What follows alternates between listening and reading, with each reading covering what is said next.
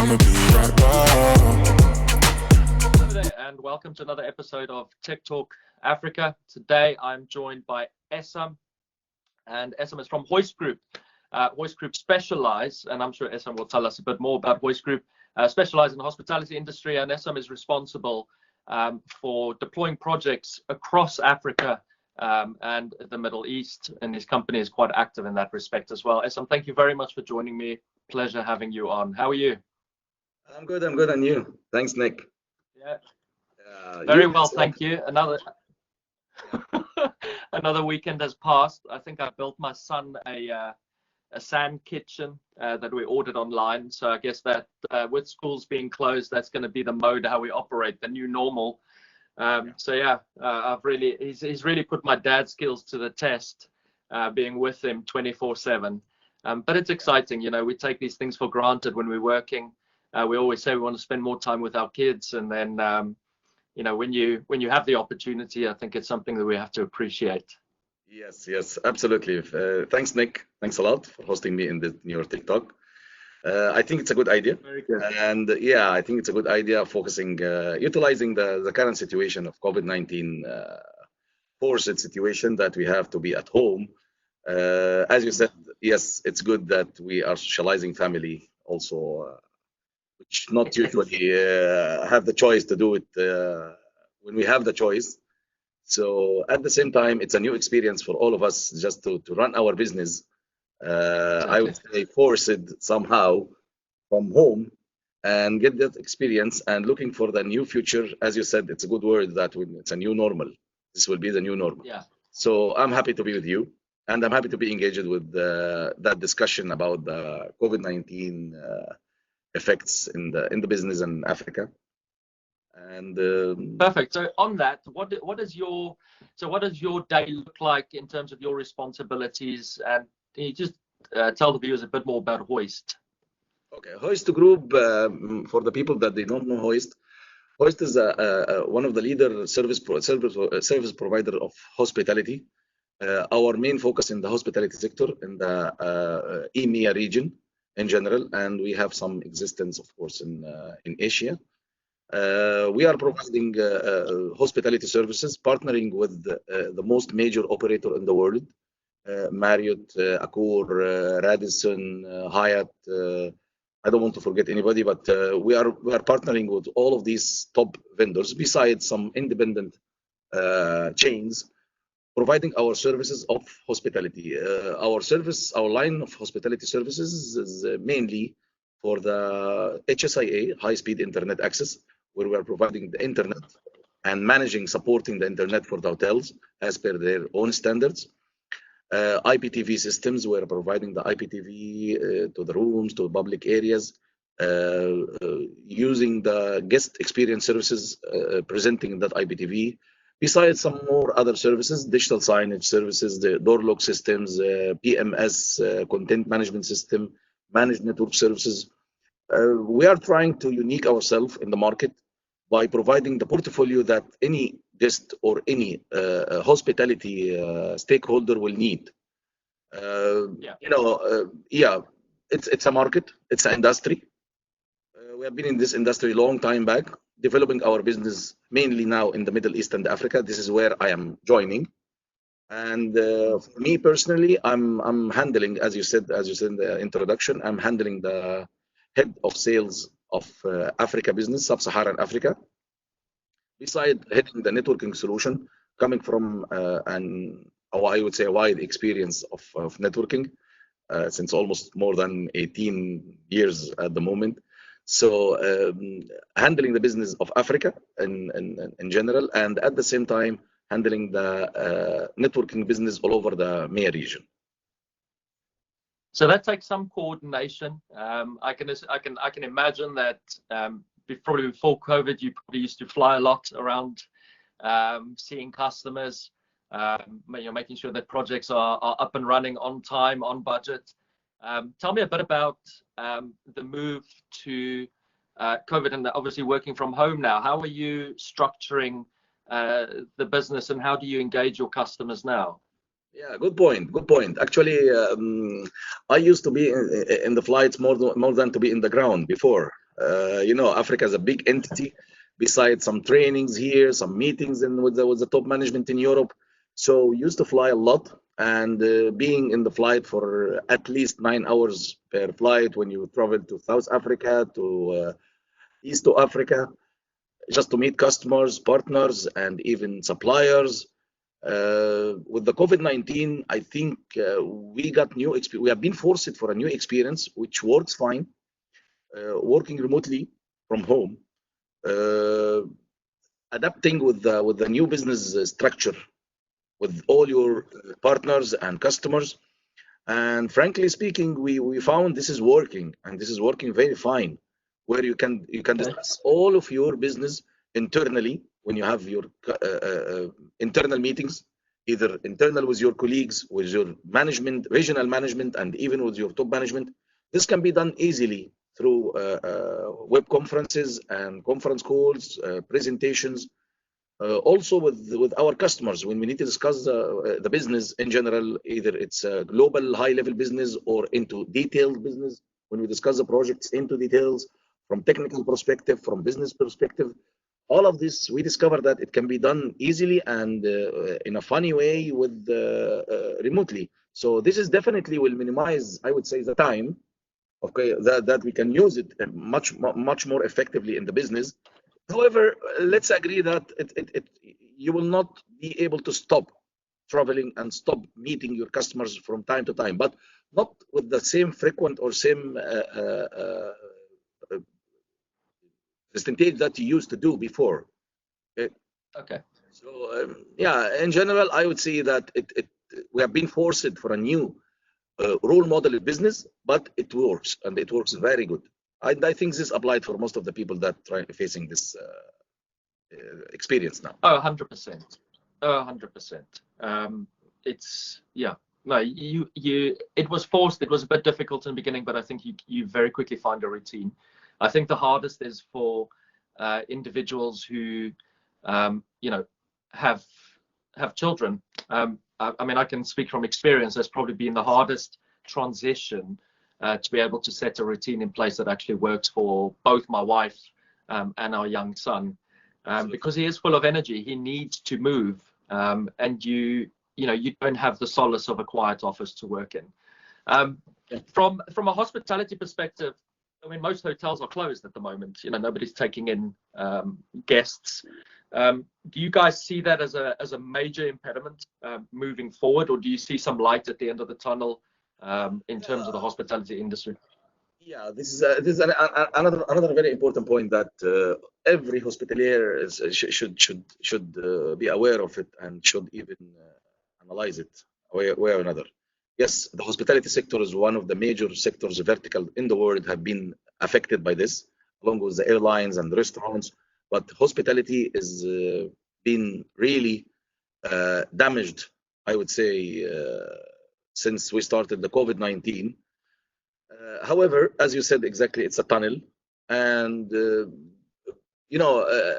for every situation there is two sides of the coins. There is a bad sign and good sign.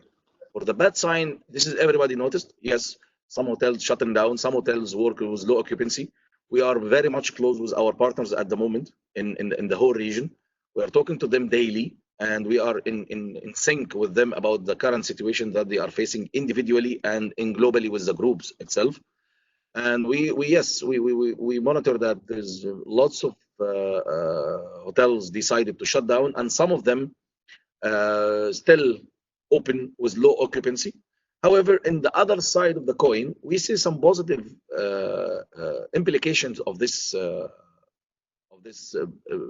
COVID-19 effects, which is some hotels already in the region, mainly I think in South Africa and in Saudi Arabia, they have been converted into quarantine rooms, which is still we are providing the service there, because even the patient who's going to be in the room, he need internet, he need IPTV, he need even some new change of handling the guest experience, the guest services experience, I would say. For example, and this is something I would say Hoist Group was leader in the market in this, to accommodate new services and new approach for the services and products, just to be accommodated with COVID-19 safety and situations. Like, for example, we are providing door lock systems. Now, door lock systems has a mobile key system where the guest will not touch the mobile key when he's checking inside the room. We can use we offered already some packages of gift vouchers for the guest, so he can use this gift voucher in other hotels as promotions, and this is we offered it also for free for them, just to help our customers. And actually, this is a time that where the partnership should be floated in the service, because it's a period that we need all to pass it together. Unless we work as partners and we help each other, this will not. It will take more time, and the tunnel will be more longer. So back to subject is we in the good positive sign that some services, as you said, from technical perspective, door locks, IPTV, you can send many messages and many safety messages through either IPTV or digital signage to the employees of the hotel and to the guests of the hotels. He can pay, the guest can pay and can also check all his relative invoices and bills, everything through the IPTV system. So it's contactless, basically. There's no contact between humans. It's the ideal situation from a technical perspective in terms of the hardcore networking. Cisco Meraki type products within those hotels, is the zero touch deployment an absolute plus now? The fact that you can remote manage all of those things. Yeah, for actually this is one of the things that we are relaying on into our management of COVID-19 situation, that utilizing our partners like Cisco, new approaches and new technology that have been developed especially for COVID-19. And I think yes, as you mentioned, Cisco Meraki now is as a cloud application platform is positioning itself in a very good situation and in a very good market place, along with mainly the hospitality operators such Hilton and IHG, where Hoist Group itself considered as one of the approved service providers for Hilton, where we see the difference of the technology, how it helps when you centralize the application and centralize the management, centralize the batches, platforms, all of this from one centralized place to a unified group like Hilton. So you can apply all the batches, all the technology need to be updated from centralized place into the whole platform. This will help us a lot during COVID-19, that all the applications and all the management of the whole Hilton hotels in the region will be done remotely through the cloud application. So yeah, it's fantastic to hear. I think if this should have happened, let's say in the 2000s, round about the .com, shall we say, boom and crash, it would have been really difficult to imagine a world where you could actually keep the world running without cloud services. I mean, and I'm talking about any cloud services. I'm talking about Office 365. I'm talking about Azure, Amazon. They play a huge role in the ability for us to maintain. I mean, if you think about the UK has kept open 60% of its economy. I mean, most of that, we have a clinical nurse that lives just opposite us, and she's working from home now, and she's using many of the products that I do to work from home. So, it's truly becoming a world where you are virtually engaging the world around you. Other than the park walks that we do, everything else is all screens and technology. It's truly, it's mind-blowing, actually. I wouldn't have thought we could do that.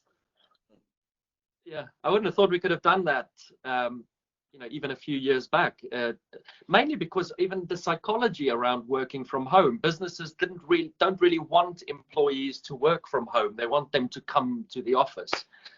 Exactly. But I must say, with my company, it's been quite easy, and it was almost said as soon as we started seeing risk, you guys need to keep the community safe. Go home, go work from home, and keep yourself and your family safe. So, I mean, the gratitude around that and the ability to do that is phenomenal. So I always give one of my guests a opportunity to ask me a question. Can be any question. Doesn't really have to sit with the subject, but I afford you that opportunity. So if you'd like to, you consider can me one ask of your me a kids. question. I like to put myself. They say do something every day that scares you. So.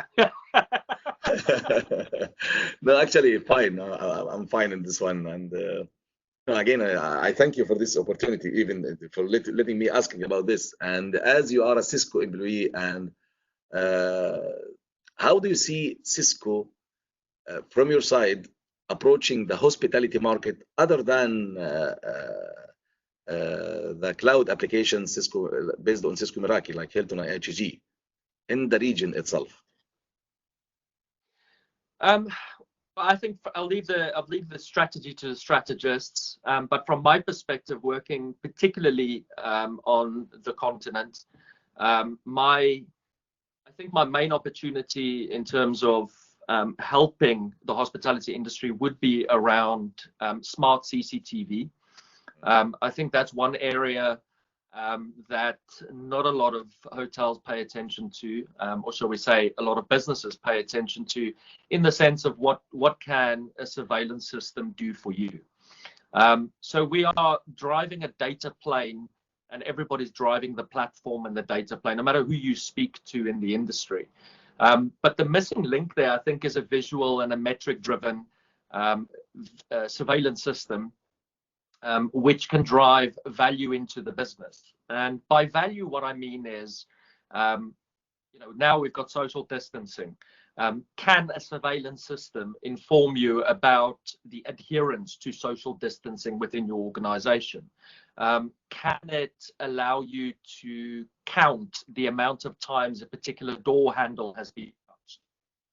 Can it help you, start tracking individuals within the environment via Bluetooth, for instance? These are the types of solutions that I look at. I look at bank branches, for instance, in Nigeria, where I placed some of the Meraki cameras with the customer. And, some of the advancements that we're making there in terms of data analytics in ensuring people are adhering to social distancing. They are also identified. They are operating and engaging the environment in a safe way. And at more than that, what the business can then do is predict the amount of traffic and what the return on that traffic is. And that's the exciting part. I'm actually going to interview somebody on my next episode who actually is an ecosystem partner that focuses on data on surveillance. And some of the things they do is really exciting, and it takes a lot of the human element out of it, because we're moving towards an environment where, the bellboy that stands at the door is not shaking your hand, is probably not going to have to pick up your suitcase anymore. How is that going to work? These are the small touches that differentiate the experience.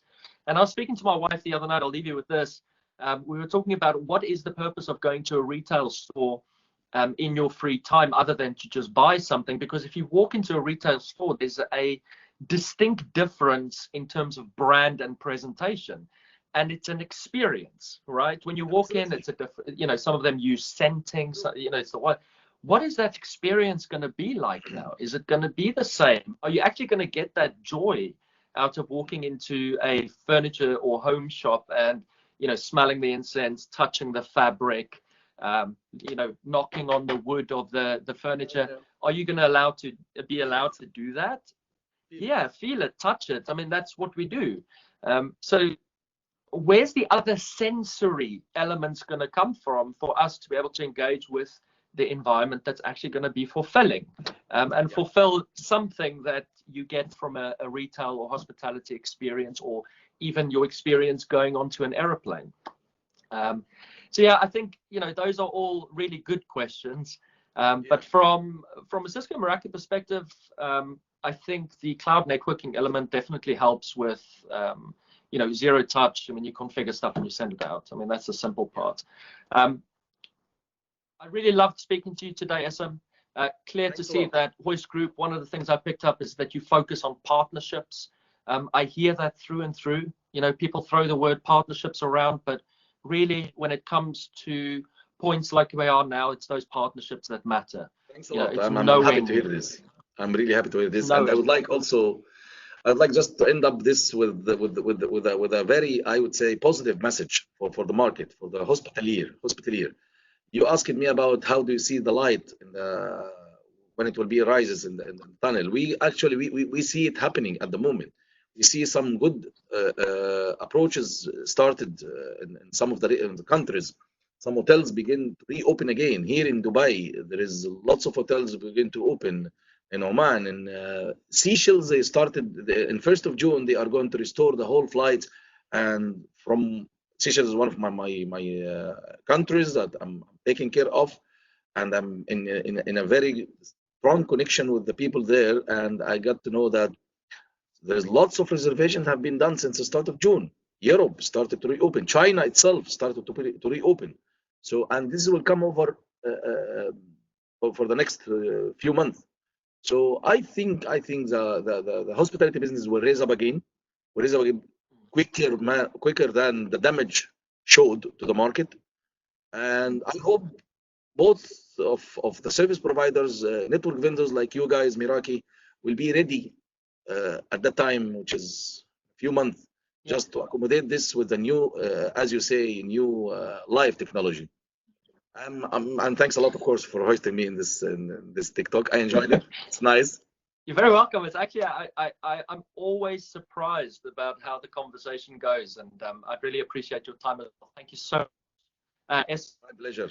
Really appreciate your time, and I wish you health to you, your friends, and your family. Take care of yourself. Thanks for having me. You too. You too. Thanks a lot. Cheers. Thanks. All the best. Bye-bye now. Bye.